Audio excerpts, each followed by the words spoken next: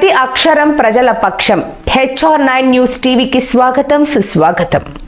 ఇప్పుడు మనం ఎప్పుడెప్పుడు అని ఎదురు చూస్తున్నటువంటి మన స్వర్గీయ రాజశేఖర రెడ్డి గారి కుమార్తె, రాజకీయ వారసురాలు శ్రీమతి మన రాష్ట్ర కాంగ్రెస్ పార్టీ అధ్యక్షురాలు శ్రీమతి వైఎస్ షర్మిలారెడ్డి గారిని మాట్లాడవలసిందిగా కోరుతా ఉన్నాం.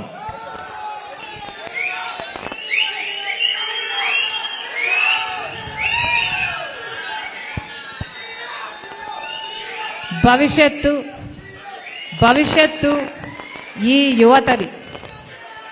భవిష్యత్తు ఈ యువతది. బంగారు భవిష్యత్తు మీ ముందు ఉండాలి. కనుకనే కాంగ్రెస్ పార్టీ తరఫున రాజశేఖర్ రెడ్డి బిడ్డ ఆంధ్రప్రదేశ్ రాజకీయాల్లో అడుగుపెట్టింది.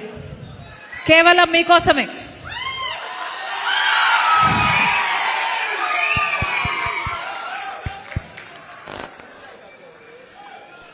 కేవలం ఆంధ్రప్రదేశ్ రాష్ట్ర ప్రజలకు మేలు చేయడానికి ఇప్పుడున్న ప్రభుత్వాలు, ఇక్కడున్న పార్టీలు, అటు టీడీపీ అయినా వైసీపీ అయినా బీజేపీకి బానిసలుగా మారి మన యువత భవిష్యత్తును, మన రాష్ట్ర భవితను తాకట్టు పెట్టారు. కాబట్టే రాజశేఖర్ రెడ్డి బిడ్డ ఈరోజు ఆంధ్రప్రదేశ్ రాజకీయాల్లో అడుగు పెట్టాల్సి వచ్చింది.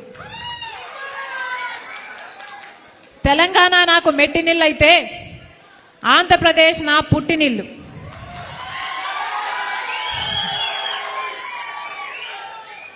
ఆంధ్రప్రదేశ్ ప్రజల పట్ల రాజశేఖర్ రెడ్డి బిడ్డకు ఒక భారం ఉంది, బాధ్యత కూడా ఉంది. రాజశేఖర్ రెడ్డి గారు తెలుగు ప్రజలందరినీ సమానంగా ప్రేమించారు. ఆ రాజశేఖర్ రెడ్డి బిడ్డను నేను పులి కడుపున పులే పుడుతుంది.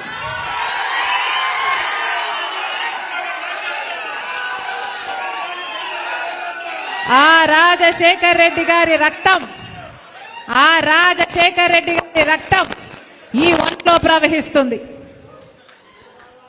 అందుకే ఆ రాజశేఖర్ రెడ్డి బిడ్డ, వైఎస్ రాజశేఖర్ రెడ్డి బిడ్డ, ఈ వైఎస్ షర్మిల ఆంధ్ర రాష్ట్ర ప్రజలకు మళ్ళీ న్యాయం జరగాలని, ఆ రాజశేఖర్ రెడ్డి బిడ్డ ఈ వైఎస్ షర్మిల ఆంధ్ర రాష్ట్ర ప్రజలకు ప్రత్యేక హోదా రావాలని, పోలవరం ప్రాజెక్టు రావాలని, బిడ్డలకు ఉద్యోగాలు రావాలని, ఈ ప్రజలకు మేలు జరగాలని ఈరోజు రాజశేఖర్ రెడ్డి బిడ్డ ఆంధ్రప్రదేశ్ రాజకీయాల్లోకి అడుగుపెట్టింది. ముప్పేటి దాడి చేస్తున్నారు నా మీద, అన్ని వైపుల నుంచి దాడి చేస్తున్నారు నా మీద. నా సొంత వాళ్ళు అనుకొని 3800 కిలోమీటర్ల పాదయాత్ర చేశాను. నా బిడ్డలను, నా ఇంటిని పక్కన పెట్టి వైసీపీ పార్టీని ఒకప్పుడు నా భుజస్కంధాల మీద వేసుకొని నిలబెట్టాను.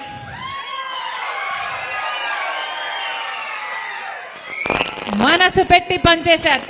నా రక్తం ధారపోశాను, నా చెమట ధారపోశాను. అదే వైసీపీ పార్టీ ఈరోజు నా మీద దాడి చేస్తుంది. నా మీద ఎన్ని రకాలుగా దాడి చేసినా పర్వాలేదు. ఇక్కడున్నది రాజశేఖర్ రెడ్డి బిడ్డ. ఇక్కడ భయపడే వాళ్ళు ఎవ్వరూ లేరు.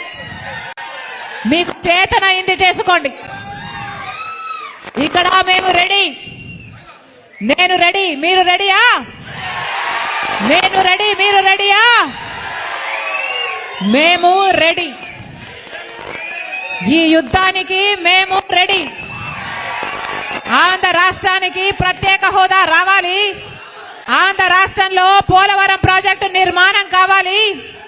ఆంధ్ర రాష్ట్రానికి తలమానికమైన విశాఖ స్టీల్ ప్లాంట్ నిలబడాలి. మన రాష్ట్రానికి రావాల్సిన ఉద్యోగాలు రావాలి. మన యువత భవిష్యత్తు బంగారం కావాలి. మళ్ళీ రైతు రాజవ్వాలి. మళ్ళీ రైతులకు రుణమాఫీ కూడా జరగాలి. అందుకే రాజశేఖర్ రెడ్డి బిడ్డ ఆంధ్రప్రదేశ్ రాజకీయాల్లో అడుగుపెట్టింది. పొద్దున కందుల ఓబుల్ రెడ్డి గుండ్లగుమ్మ ప్రాజెక్టుకు పోవడం జరిగింది. ఇక్కడ రాజశేఖర రెడ్డి గారు జలయజ్ఞంలో భాగంగా మొట్టమొదట పూర్తి చేసిన ప్రాజెక్టు రాజశేఖర రెడ్డి గారి హయాంలోనే రాజశేఖర రెడ్డి గారు 750 కోట్ల రూపాయలు ఖర్చు పెట్టి ఆ ప్రాజెక్టును పూర్తి చేస్తే 1,00,000 ఎకరాలకు పైగా 2 పంటలు 1,00,000 ఎకరాలకు పైగా సాగునీళ్ళిచ్చే ప్రాజెక్టు ఈ ఒంగోలు పట్టణంతో సహా 12 మండలాలకు తాగునీరిచ్చే ప్రాజెక్టు. ఆ ప్రాజెక్టు రాజశేఖర రెడ్డి గారు చేసి వెళ్ళిపోతే ఆ ప్రాజెక్టు కనీసం మెయింటెనెన్స్ చేసే దిక్కు దినానం కూడా ఇప్పుడు లేకపోయింది. రాజశేఖర రెడ్డి గారు అద్భుతంగా ప్రాజెక్టు కట్టిపోతే రాజశేఖర రెడ్డి గారు ఉండగా రాజశేఖర రెడ్డి గారు ఎంతో మనసు పెట్టి రూపొందించి కట్టించిన ప్రాజెక్టు వెళ్ళిపోతే ఆ తర్వాత 5 సంవత్సరాలు తెలుగుదేశం పార్టీ అధికారంలో ఉంది. 5 సంవత్సరాలు తెలుగుదేశం పార్టీ అధికారంలో ఉన్న ఆ ప్రాజెక్టు కనీసం మెయింటెనెన్స్ కూడా యాన్యువల్ మెయింటెనెన్స్ కూడా డబ్బు ఇచ్చిన పాపాన పోలేదు చంద్రబాబు గారు. చంద్రబాబు గారు పూర్తిగా నిర్లక్ష్యం చేశారు. ఆ ప్రాజెక్టు ఘోర స్థితిలోకి తయారై ఇప్పుడు జగనన్న గారు ముఖ్యమంత్రి అయ్యారు. ఆ 5 ఏళ్లు తెలుగుదేశం టీడీపీ పట్టించుకోలేదు చంద్రబాబు గారు. ఇప్పుడు ఈ 5 ఏళ్లు జగనన్న గారు కూడా పట్టించుకోలేదు. మరి రాజశేఖర రెడ్డి గారు చేసిన ప్రాజెక్టు కదా, మరి ఆయన వారసులమని చెప్పుకుంటున్నారు కదా, ఆయన ఆశయాలను నిలబెడుతున్నామని చెప్తున్నారు కదా, వైఎస్ఆర్ కాంగ్రెస్ పార్టీ అని చెప్తున్నారు కదా, మరి మీరు ఎందుకు ఆ ప్రాజెక్టు నిలబెట్టలేకపోయారు? ప్రాజెక్టు కట్టమని ఎవరు అడగడం లేదు. కనీసం ప్రాజెక్టు మరమ్మతులు చేయడానికి కూడా మీరు సంవత్సరానికి 1-2 కోట్లు ఇవ్వకపోతే ప్రాజెక్టు నిలబడకపోతే ఈ రోజు ఆ ప్రాజెక్టు గేట్లు ఆ నీళ్లలో తేలుతున్నాయి, గేట్లు ఊడైపోయాయి. రాజశేఖర రెడ్డి గారి ప్రాజెక్టు కడితే కనీసం మీకు ఆ ప్రాజెక్టు మెయింటైన్ చేయడం కూడా చేత కాకపోతే మీరా రాజశేఖర రెడ్డి గారి వారసులు? మీరా రాజశేఖర రెడ్డి గారి ఆశయాలను నిలబెట్టే వాళ్ళు? మీదా వైఎస్ఆర్ కాంగ్రెస్ పార్టీ? మీది వైఎస్ఆర్ కాంగ్రెస్ పార్టీ కాదు. వై అంటే వైవి సుబ్బారెడ్డి గారు, ఎస్ అంటే సాయిరెడ్డి గారు, ఆర్ అంటే రామకృష్ణ సజ్జల రామకృష్ణ గారు. ఇలా తయారయ్యింది ఈరోజు వైఎస్ఆర్ కాంగ్రెస్ పార్టీ. దీంట్లో వైఎస్ఆర్ గారు లేరు. ఇది జగన్ రెడ్డి పార్టీ, ఇది నియంత పార్టీ, ఇది ప్రజలను పట్టించుకోని పార్టీ, ప్రజా సమస్యలను పట్టించుకోని పార్టీ, ప్రజల ప్రయోజనాలను తాకట్టు పెట్టి బీజేపీకి బానిస అయిన పార్టీ. రాజశేఖర రెడ్డి గారి ఒక్క ఆశయమైనా నిలబెట్టారా? ఒక్క ఆశయమైనా నిలబెట్టారా? వెలుగొండ ప్రాజెక్టు రాజశేఖర రెడ్డి గారు ఎంతో కోరుకున్న ప్రాజెక్టు, ఎంతో 4,50,000 ఎకరాలకు నీళ్ళిచ్చే ప్రాజెక్టు. ఒక్క ఈ జిల్లాకే కాదు, పక్కన కర్నూలు కడపకు కూడా నీళ్ళిచ్చే ప్రాజెక్టు. 45 టీఎంసీల సామర్థ్యం ఉన్న ప్రాజెక్టు. రాజశేఖర రెడ్డి గారు 60% పనులు పూర్తి చేసి పోతే ఆ తర్వాత చంద్రబాబు గారు కనీసం తట్టడు మట్టడి తీసి పోసాడా? 5 సంవత్సరాలు చంద్రబాబు గారు ముఖ్యమంత్రిగా ఉంటే వెలుగొండ ప్రాజెక్టు ఒక్క అడుగు కూడా ముందుకు వేయలేదు. ఆ తర్వాత జగనన్న గారు ముఖ్యమంత్రి అయ్యారు. ముఖ్యమంత్రి కాకముందు చెప్పిన మాట వెలుగొండ ప్రాజెక్టు నేను పూర్తి చేస్తాను అని. మరి 5 సంవత్సరాలు అవుతుంది, వెలుగొండ ప్రాజెక్టు పూర్తయిందా? వెలుగొండ ప్రాజెక్టు పూర్తయిందా? పూర్తి కాలేదు. ఇక్కడ నిమ్స్ ఇండస్ట్రియల్ కారిడార్ ఏర్పాటు చేయాలనుకున్నాడు రాజశేఖర రెడ్డి. రాజశేఖర రెడ్డి గారి తర్వాత ప్రభుత్వం 2012లో అప్పుడున్న కాంగ్రెస్ ప్రభుత్వం 3 లక్షల మంది యువతకు ఉద్యోగాలు ఇచ్చే ప్రాజెక్టు, అద్భుతంగా 4,000 ఎకరాలలో అద్భుతంగా చేయాలనుకున్న ప్రాజెక్టు. ఆ తర్వాత ఎవరూ పట్టించుకోలేదు. జగన్మోహన్ రెడ్డి గారు ముఖ్యమంత్రి కాకముందు 2019లో దాన్ని పూర్తి చేస్తానని చెప్పిన వాడు ఇప్పటి వరకు కనీసం ఒక్క ప్రాజెక్ట్ అయినా వచ్చిందా? ఒక్క ఇండస్ట్రీ అయినా వచ్చిందా? ఒక్క ఉద్యోగం అయినా వచ్చిందా? లేదు. జిల్లాకు ఒక ఎయిర్పోర్ట్ అన్నారు, దానికి ఒక పథకం కూడా పేరు పెట్టారు. జిల్లాకు ఒక ఎయిర్పోర్ట్ కట్టి బోయింగ్లు కూడా దింపుతామన్నారు. ఏమైంది? కనిపిస్తున్నాయా? గాలికి పోయింది. మరి ఏం చేసినట్టు? రాజశేఖర రెడ్డి గారి ఆశయాలు ఎక్కడ నిలబెట్టినట్టు? రాజశేఖర రెడ్డి గారు రైతును రాజును చేశాడు. రాజశేఖర రెడ్డి గారి హయాంలో వ్యవసాయం పండగైంది. రాజశేఖర రెడ్డి గారు రుణమాఫీ చేశాడు. రాజశేఖర రెడ్డి గారు రైతుకు ఏ కష్టం వచ్చినా పెట్టుబడి ధరను తగ్గించాడు, రాబడిని పెంచాడు. రాజశేఖర రెడ్డి గారు ముఖ్యమంత్రిగా ఉన్నప్పుడు ఇన్పుట్ సబ్సిడీ ఉండే, విత్తనాల మీద సబ్సిడీ ఉండే, డ్రిప్పుల మీద సబ్సిడీ ఉండే, ఇంప్లిమెంట్స్ మీద సబ్సిడీ ఉండే. ఇప్పుడు ఏదైనా ఉన్నాయా? రైతులకు రుణమాఫీ కాదు కదా, రైతులు మొత్తం అప్పుల పాలైపోయారు. అప్పు లేని రైతున్నాడా? అసలు వ్యవసాయం దండగా అనే పరిస్థితికి ఇప్పుడు వచ్చింది అంటే దానికి కారణం పాలకులు కాదా? రాజశేఖర రెడ్డి గారు రైతుల కోసం అన్ని పథకాలు పెడితే ఇన్పుట్ సబ్సిడీ ఉందా? విత్తనాల మీద సబ్సిడీ ఇప్పుడు ఉందా? డ్రిప్ మీద సబ్సిడీ ఇప్పుడు ఉందా? కనీసం పంట నష్టపోతే పంట నష్టపరిహారమైనా ఉందా? రాజశేఖర రెడ్డి గారు ఆ రోజు పంట నష్టపోతే ఎంత అద్భుతంగా ఇచ్చాడు. కానీ ఇప్పుడు అవి ఏవీ లేవు. మరి ఇదా రాజశేఖర రెడ్డి గారి సంక్షేమ పాలన? రాజశేఖర రెడ్డి గారి సంక్షేమ పాలనకు, జగనన్న పాలనకు, నక్కకు నాగలోకానికి ఉన్నంత తేడా ఉంది. ఆకాశానికి భూమికి ఉన్నంత తేడా ఉంది. రాజశేఖర రెడ్డి గారికి ఈ యువత అంటే చాలా ప్రాణం. రాజశేఖర రెడ్డి గారు మీరు బాగా చదువుకోవాలి, మంచి ఉద్యోగాలు చేయాలి అని మనస్ఫూర్తిగా కోరుకొని ఫీజు రీయింబర్స్మెంట్ ప్రవేశపెట్టాడు. రాజశేఖర రెడ్డి గారు చెప్పిన డైలాగ్ ఒకటి చెప్తా. మీరు ఏది కావాలంటే అది చదువుకోండి. మీరు డాక్టర్ అవుతారా, మీరు ఇంజనీర్ అవుతారా, మీరు ఎంపీఏ చేస్తారా, మీరు ఎంసీఏ చేస్తారా, మీరు ఏది కావాలంటే అది చదువుకోండి, ప్రభుత్వమే ఉచితంగా చదివిస్తుంది అన్నాడు. ఇప్పుడు ఉందా ఫీజు రీయింబర్స్మెంట్? ఇప్పుడు చదువుకుంటున్నారా బిడ్డలు? తల్లిదండ్రులు కూలీ నాలీ చేసి చదివిస్తే ఇప్పుడు ఉద్యోగాలు కూడా లేవు. జగనన్న గారు ముఖ్యమంత్రి కాకముందు చెప్పిన మాట, ప్రతి జనవరి 1న జాబ్ క్యాలెండర్ విడుదల చేస్తాము, నోటిఫికేషన్లు ఇస్తాము, ఉద్యోగాలు ఇస్తాము అన్నారు. ఒక్క సంవత్సరమైనా జాబ్ క్యాలెండర్ వచ్చిందా? ఒక్క నోటిఫికేషన్ అయినా వచ్చిందా? 30,000 టీచర్ ఉద్యోగాలు ఖాళీగా ఉన్నాయి. ఒక్కటైనా భర్తీ చేశారా? ఇప్పుడు ఎన్నికలు వస్తే ఇప్పుడు నోటిఫికేషన్లు ఇస్తాడట సారు.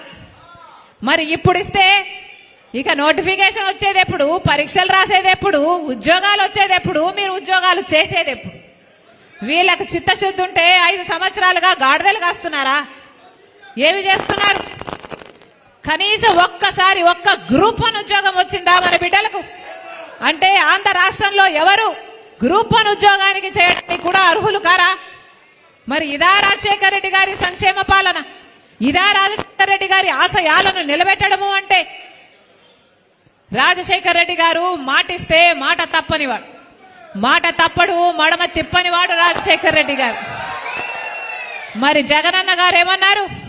పూర్తి మద్యపాన నిషేధం చేస్తాను అని అక్క చెల్లెలకు మాట ఇచ్చాడు. అయిందా పూర్తి మద్యపాన నిషేధం? ఏమన్నాడు? నేను పూర్తి మద్యపాన నిషేధం చేయకపోతే ఎన్నికల్లో ఓట్లు వేయమని కూడా అడగను అన్నాడు జగన్మోహన్ రెడ్డి గారు. మరి ఇప్పుడు ఎలా అడుగుతున్నారు? ఈరోజు సభ పెట్టారు, ఎలక్షన్ క్యాంపెయిన్ మొదలు పెట్టబోతున్నారు. మరి ఎలా అడుగుతున్నారు ఓట్లని? పూర్తి మద్యపాన నిషేధం చేయకుండా ఎలా అడుగుతున్నారు? మీరు మాట తప్పిన వారు కాదా? రాజశేఖర రెడ్డి గారు విచిత్రం చూడండి. రాజశేఖర రెడ్డి గారు గంగవరం పోర్టు రాజశేఖర రెడ్డి గారు ఆ రోజుల్లోనే 30 ఏళ్ల తర్వాత మళ్ళీ ఆ పోర్టు ప్రభుత్వం చేతుల్లోకి వచ్చేటట్టు రూపకల్పన చేస్తే జగనన్న గారు 70,000 కోట్లు విలువ చేసే ఆ గంగవరం పోర్టుని కేవలం 6,500 కోట్లు వాల్యుయేషన్ చేసి ప్రభుత్వం వాటా కేవలం 600 కోట్లకు 10% అమ్మేశాడు. ఇక గంగవరం పోర్టు 30 ఏళ్ల తర్వాత కాదు కదా, ఇక ఎప్పటికీ శాశ్వతంగా అసలు ప్రభుత్వం చేతుల్లోకి రానే రాదు. అదే రాజశేఖర రెడ్డి గారు ఉండుంటే ఆ 30 ఏళ్లలో 15 సంవత్సరాలు అయ్యే పోయింది. ఇంకో 15 సంవత్సరాలకైనా గంగవరం పోర్టు మళ్ళీ ప్రభుత్వం చేతుల్లోకి వచ్చేది. కానీ ఇప్పుడు ఆ ఆశలు లేనే లేవు. ఏమంటున్నారు? మొన్న సజ్జల గారు అంటారు 600 కోట్లు మేము 600 కోట్లు తీసుకున్నాము గంగవరం పోర్టులో అమ్మేసి ఆ 600 కోట్లని మిగతా పోర్ట్లను డెవలప్ చేయడానికి వాడాము అని ఎంత నిస్సిగ్గుగా చెప్తున్నారే. అయ్యా సజ్జల గారు, మీకు 600 కోట్లే వచ్చిందా? మీకు 600 కోట్లు మాత్రమే ఉందా? మీకు ఈ 600 కోట్లు లేకపోతే ఆ పోర్ట్లు కనీసం డెవలప్ చేసే సోర్సులే మీకు లేవా? మరి 8 లక్షల కోట్లు అప్పులు ఎందుకు చేశారు సార్ అని అడుగుతున్నాం. 8 లక్షల కోట్లు అప్పు చేసేది ఏమి ప్రభుత్వం? కనీసం ఆ 8 లక్షల కోట్లతో మీరు రాజధానికి ఏం చేశారు? మీరు మెట్రోకి ఏం చేశారు? 55,000 కోట్లు పెడితే పోలవరం కూడా పూర్తయ్యేది. మరి 8 లక్షల కోట్లు అప్పులు చేసి ఏదీ చేయకుండా గంగవరం పోర్టులో 600 కోట్లు వస్తేనట ఆ 600 కోట్లతో మిగతా పోర్ట్లను డెవలప్ చేశారట.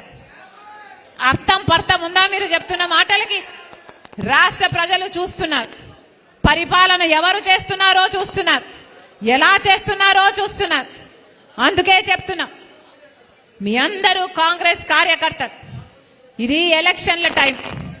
ఈ ఎలక్షన్ల టైంలో ఒక్కొక్క కాంగ్రెస్ కార్యకర్త ఒక్కొక్క సైన్యంగా మారాలి.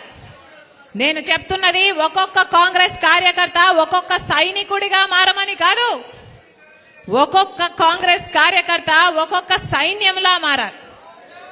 ఎంతమంది దగ్గరికి పోగలిగితే అంతమంది దగ్గరికి, ప్రతి గడప తట్టాలి, ప్రతి తలుపు తట్టాలి, ఎంతమందిని వీలైతే అంతమందిని కలవాలి, ఎన్ని సంఘాలను వీలైతే అన్ని సంఘాలను కలవాలి. ఎంతమంది ప్రజలకు మనం చెప్పగలిగితే అంతమంది ప్రజలకు మనము చెప్పాలి. ఇక్కడ ఇక్కడ ఉన్నది వైసీపీ ప్రభుత్వం, ఇక్కడ ప్రతిపక్షంలో ఉన్నది టీడీపీ.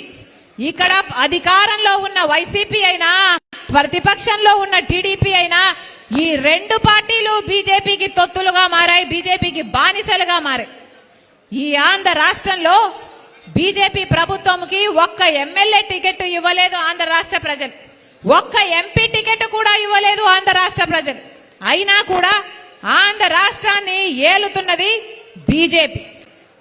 ఆంధ్ర రాష్ట్రం బీజేపీ వశమైపోయింది, కైవశమైపోయింది. ఎందుకంటే అటు అధికార పక్షమైన ప్రతిపక్షమైన బీజేపీకి బానిసలుగా మారారు. ఈరోజు ఆంధ్ర రాష్ట్ర ప్రజలను కూడా బానిసలుగా చేయాలని చూస్తున్నారు. రాజశేఖర్ రెడ్డి గారు బీజేపీకి పూర్తి వ్యతిరేకి. రాజశేఖర్ రెడ్డి గారు బీజేపీ కోసం ఎప్పుడు, బీజేపీ అంటే రాజశేఖర్ రెడ్డి గారికి పూర్తిగా వ్యతిరేకించాడు. ఎందుకంటే బీజేపీ ఒక మతతత్వ పార్టీ కాబట్టి. ఒక మతాన్ని అవమానించడం, ఇంకో మతాన్ని రెచ్చగొట్టడం, ఇదే బీజేపీకి తెలిసిన రాజకీయం. అందుకే రాజశేఖర్ రెడ్డి గారు బీజేపీని పూర్తిగా వ్యతిరేకించారు. కానీ ఆయన కొడుకై ఉండి కూడా ఈరోజు జగనన్న గారు బీజేపీ పార్టీకి బానిసగా మారారు. మన రాష్ట్రాన్ని కూడా బీజేపీ పార్టీకి బానిసలుగా చేయాలని చూస్తున్నారు. ఇటు జగనన్న గారైనా అటు తెలుగుదేశం టీడీపీ చంద్రబాబు గారైనా. అందుకే చెప్తున్నా మళ్ళొక్కసారి, బీజేపీకి వేరే ప్రజెన్స్ అవసరం లేదు మన రాష్ట్రంలో.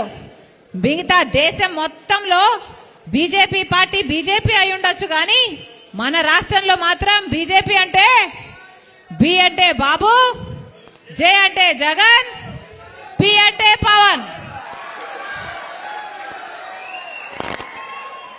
మిగతా దేశంలో బీజేపీ వేరేమో గాని మన రాష్ట్రంలో మాత్రం బీజేపీ వీళ్ళల్లోనే ఉంది. అందుకే చెప్తున్నాం, వైసీపీకి ఓటేసినా బీజేపీకి ఓటేసినట్టే, టీడీపీకి ఓటేసినా బీజేపీకి ఓటేసినట్టే, జనసేనకు ఓటేసినా బీజేపీకి ఓటేసినట్టే. ఇక ఆ సంబడానికి బీజేపీకే ఓటేయచ్చు కదా, బీజేపీ ఎమ్మెల్యేలు బీజేపీ ఎంపీలే ఉండొచ్చు కదా. వీళ్ళకి ఎమ్మెల్యేలు ఎంపీలు ఇవ్వడం ఎందుకు? వీళ్ళంతా మళ్ళీ వాళ్ళకు బానిసలు కావడం ఎందుకు? ప్రజలను మభ్యపెట్టే ప్రయత్నం కాకపోతే ఇది ఏమిటి అని అడుగుతున్నాం. ఈ రాజకీయాలు తెర వెనక పొత్తులు పెట్టుకోవడం, తెర వెనక మీరు బానిసలైపోవడం, ప్రజలకు మాత్రం వేరే బిల్డప్ ఇవ్వడం, ఇది ఎక్కడ రాజకీయం అని అడుగుతున్నాం. చిత్తశుద్ధితో చేసే రాజకీయాలు ఒక్క కాంగ్రెస్ పార్టీ చేతన మాత్రమే అవుతాయి. రీజనల్ పార్టీస్ లో ఉన్న అధికారులు, రీజనల్ పార్టీస్ లో ఉన్న అధిపతులు మొత్తం నియంతల్లాగే తయారైతారన్నది వాస్తవం. అందుకే చెప్తున్నా, కాంగ్రెస్ పార్టీకి కోసం మొత్తం అందరం కలిసి అందరం కట్టుకొని పనిచేద్దాం. కాంగ్రెస్ పార్టీని అధికారంలోకి తీసుకొద్దాం. కాంగ్రెస్ పార్టీ అధికారంలోకి వచ్చిన మరుక్షణం రాహుల్ గాంధీ గారు మొట్టమొదటి సంతకమే మనకు ప్రత్యేక హోదా మీద పెడతానని అన్నాడు. చెప్దాం, ప్రజల దగ్గరికి తీసుకువెళ్తాం. ప్రత్యేక హోదా కావాలి అంటే కాంగ్రెస్ పార్టీ అధికారంలోకి రావాలి. మనకి పోలవరం ప్రాజెక్టు పూర్తవ్వాలి అంటే కాంగ్రెస్ పార్టీ అధికారంలోకి రావాలి. వెలుగొండ పూర్తవ్వాలంటే కాంగ్రెస్ పార్టీ అధికారంలోకి రావాలి. విశాఖపట్నం స్టీల్స్ మనకు మిగలాలి అంటే కాంగ్రెస్ పార్టీ అధికారంలోకి రావాలి. మన యువతకు ఉద్యోగాలు రావాలి అంటే కాంగ్రెస్ పార్టీ అధికారంలోకి రావాలి. రైతులకు రుణమాఫీ కావాలంటే కాంగ్రెస్ పార్టీ అధికారంలోకి రావాలి. నిరుపేద జీవితం మళ్ళీ నిలబడాలన్నా, తలెత్తుకొని బ్రతకాలన్నా, బీజేపీకి బానిసలుగా మారకుండా ఉండాలన్నా కాంగ్రెస్ పార్టీ అధికారంలోకి రావాలి. మరొక్కసారి మీ అందరిని ఈ 70 రోజులు కష్టపడి పనిచేయండి. ఈ 70 రోజుల్లో ఎంత చేయగలిగితే అంత బూత్ లెవెల్లో కూడా మనం స్ట్రెంగ్త్ సంపాదించుకోవాల్సిన అవసరం ఉంది. శ్రమ వంచన లేకుండా అందరం పనిచేద్దాం. కాంగ్రెస్ పార్టీని అధికారంలోకి తీసుకొద్దాం. నేను రెడీ. మీరు రెడీయా? జోహార్ వైఎస్ఆర్, జోహార్ జోహార్ వైఎస్ఆర్, జోహార్. రాహుల్ గాంధీ గారి నాయకత్వం వర్ధిల్లాలి. వర్ధిల్లాలి.